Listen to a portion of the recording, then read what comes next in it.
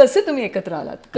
ही पेशवा पेशवणीची जोडी जमली कशी हे आम्हाला ऐकायला खूप गोष्ट आवडेल. सांगायला बसलो तर संध्याकाळ होईल, पण मी थोडक्यात सांगतो की नाही, नक्की वधूवर सूचक मंडळामधनं ठरलेलं आमचं लग्न. बरं.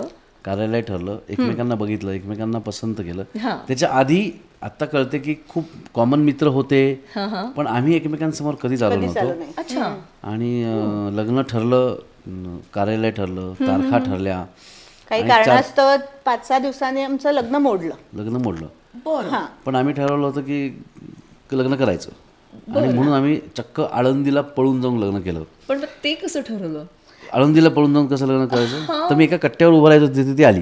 तर तेव्हा मोबाईल वगैरे नव्हते का? आणि जी काही त्यांना कारणं कळली होती लग्न मोडायला, तर ती आयपूर की ते सगळ्या खोटे आहेत किंवा काहीतरी त्यांना अच्छा. गैरसमज त्यांचा झालाय. पण बाबांचा माझ्या. तिच्या बाबांचा. पण तोपर्यंत वेळ नव्हता. आम्हाला वाटलं की पटकनीचं लग्न कुठेतरी दुसरे करून टाकतील.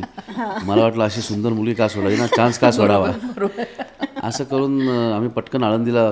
आणि इतकं म्हणजे इंटरेस्टिंग होतं की त्यावेळेस फोन नव्हते.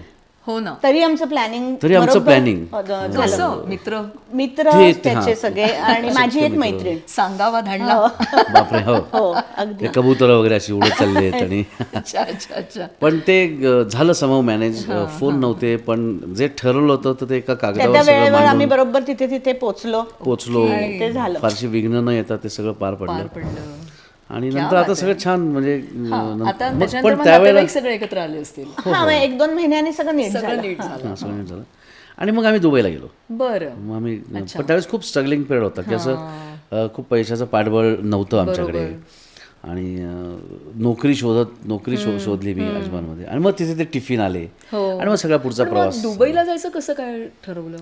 दुबईला जायचं म्हणजे आम्ही आधी ऍक्च्युली निघालो होतो. एक ह्याचा मित्र कोणीतरी आले होते ओळखीचे युगांडाहून. अच्छा. तर आम्ही युगांडाला जाणार होतो. ते म्हणले तुम्ही इथे काय करताय, तू इंजिनियर आहेस तर चल मी तुला नेतो युगांडाला म्हणून. तर आणि त्याच वेळेस युगांडात काहीतरी झालं आणि तो दुबईला शिफ्ट झाला. काहीतरी शूटआउट झालं, आणि ती 2-3 फॅमिलीज दुबईला शिफ्ट झाल्या. तर आम्ही म्हणलं मला युगांडा का, यू आता दुबई. आपल्याला काय सेमच आहे, परदेशात जायचं कुठेतरी पैसे मिळाले, मग दुबईत. मग आम्ही दुबईत गेलो. पूर्वीचा माझा अनुभव असल्यामुळे मग मला नोकरी लागली. 21व्या दिवशी मला नोकरी लागली ॲज अ प्रोडक्शन मॅनेजर. बरं. आणि मग नंतर पुढे मी 15-1 वर्ष नोकरी केली, वेगवेगळ्या क्षेत्रात केली. रेस्टॉरंटला आता 13 वर्ष झाली आहेत. त्याच्या आधी नंतर डबे बंद झाल्यावर पण मी नोकऱ्या केल्या थोड्या छोट्या. थोडं रिअल इस्टेटमध्ये आम्ही प्लॉट्स विकले. सो त्यामुळे दुबईमध्ये सगळे ओळखत होते आम्हाला.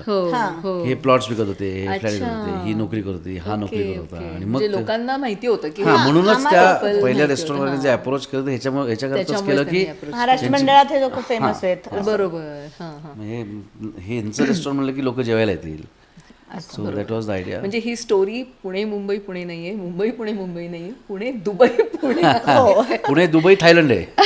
आता मी पुढे सांगतो की नुकतंच आम्ही बँकॉकमध्ये 1 मेला रेस्टॉरंट ओपन केलं नोव्हाटेलमध्ये. त्याच्या आधी थोडंसं रिवाइंड करतो. दुबईमध्ये 1 सुरू झाल्यानंतर आम्हाला दुबई आता मोठी झाली. दुबईत 2 आहे. करामामध्ये जिथे मेन आपलं पहिलं रेस्टॉरंट आहे, मोठं रेस्टॉरंट आहे, 250 सिटिंग कॅपॅसिटी आहे. आणि तिथे सगळे सण साजरे केले जातात. एक तर आम्ही गणपती बसवतो, म्हणजे 10 दिवस प्रॉपर आणि मोठं डेकोरेशन असतं. आणि इस्लामिक कंट्री असून तिथे काही छान, ते काही त्रास देत नाहीत. आम्ही छान गणपती, रोज सकाळ संध्याकाळ आरती असते. मी दहीहंडी लावतो. अच्छा. आम्ही गुढी उभी करतो. आम्ही किल्ला करतो दरवर्षी. आणि आम्हाला माती आणायला बरंच 200 किलोमीटर लांब जाऊन आम्हाला माती आणायला लागते, कारण माती ती सगळी वाळू आहे. त्यामुळे वाळू पाण्यात किती घेतलं तरी ती किल्ल्याचं स्वरूप त्याला येत नाही. तर आम्ही प्रॉपर रसल खेमावरून आम्ही माती घेऊन येतो आणि ती किल्ला, कारण पुढच्या पिढीला कळायला हवं की काय होतं आधी, ते सण साजरे कसे केले जायचे, कसे करायचे. ते सण सगळे साजरे करतो. अप्रतिम आमच्याकडे उकडीचे मोदक असतात आणि जे खूप फेमस आहेत, आणि अक्षरशः लाईन लागते. कोकणाला लाजवतील असे मोदक आहेत, मी खाल्लेत. अच्छा. Food will speak. येस. तर मोदक खूप जातात पहिल्या दिवशी, 10 दिवसात हाताने केलेले. पण मग हे सगळं शिक्षण आणि तुमचे जे काही खानसामे तिथे बनवले आहेत, त्यांना सगळ्यांना ट्रेनिंग द्यावं लागलं असेल ना? आम्ही त्या प्रांतातनच उचलले आहेत. त्याच्यामुळे त्यांना एक तर येत होते, आणि नंतर थोडासा टचअप, म्हणजे माझी चवच पाहिजे होती मला तिथे. सो त्याच्यामुळे ते तसं 95% मराठीच मुलं आहेत सगळी. कारण प्रमोट जास्तीत जास्त मराठी करायचं म्हणल्यावर म्हणजे कोल्हापुरी करणारा कोल्हापूरचा आहे, सावजी नागपुरी करणारा नागपूरचा आहे, असं विदर्भात आहे.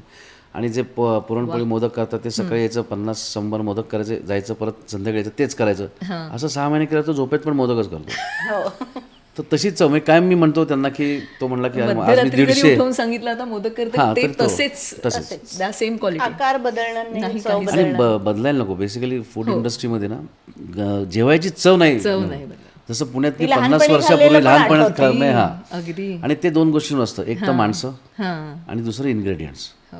तर ते 2 गोष्टी भयंकर मेन रोल प्ले करतात. त्यामुळे आमच्याकडे पहिल्या दिवसापासून असणारी माणसं अजूनही आहेत. हो ना.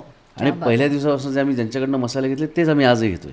हो ना. तर आम्ही ते शक्यतो चेंज करत नाही, कुठला सप्लायर चेंज करत नाही. कारण ती चव कारण मग चव बदलता का मला. एकदा तुम्ही आता येऊन गेलात आणि परत महिन्याभरात जा आणि जर आवडलं नाही म्हणलं की नाही मागच्या वेळेस सारखं नको होतं, that is our failure. So सगळ्यात ही आणि ते मेन रोज ती टेस्टिंग बघते आणि आपल्या दोघांना ना कळणार पण नाही की ह्याच्यात काहीतरी चूक आहे, पण तिला बरोबर कळतं. शी इज अ टेस्टर. हां, basically she is a tester.